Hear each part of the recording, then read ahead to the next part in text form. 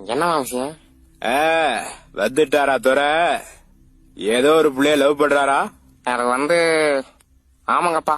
சரி பிஜு, ஆற கேட்டா லவ் பண்ணடி? ஏற்கனவே டீச்சர்ல இருந்து ஆயபா வரைக்கும் லவ் பண்ணி அசிக்கப்பட்டது பத்தாதாக்கு. நீ கூட தான் சின்ன பிள்ளைல சிலுக்க லவ் பண்றேன்னு சொல்லி சுத்தி இருந்தியா?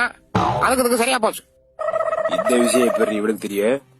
அட ஒரு நாள் போர் அடிக்குதுன்னு சொல்லி போட்டு ஏதாவது கதை சொல்ல சொன்னானுங்க.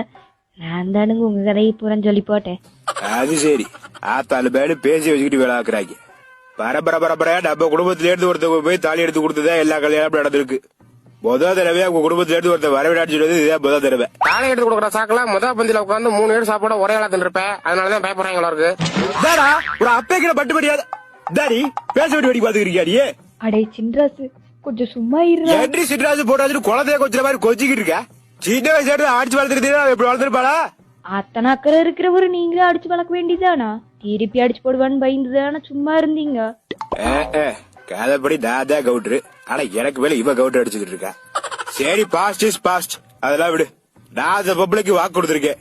என்னாலேயே பிள்ளைகளாலே அந்த கல்யாணத்துக்கு எந்த தடங்களும் வராது. அப்படி மீறி ஏதாவது தடங்கள் வந்துச்சுன்னா நீ என்ற பிள்ளையே கிடையாது. என்ற பிள்ளையா இருக்கோடுமா வேண்டாமா? நீ எப்படி பிடிக்க?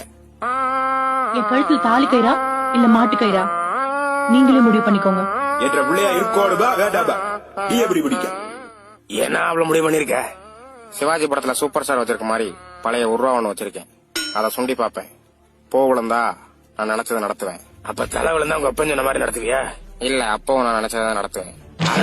அப்புறம் எதுக்கு சுண்டி பாத்துக்கிட்டு புல்லட் எடுத்துட்டு புடுப்புடுன்னு கிளம்பாப்ல?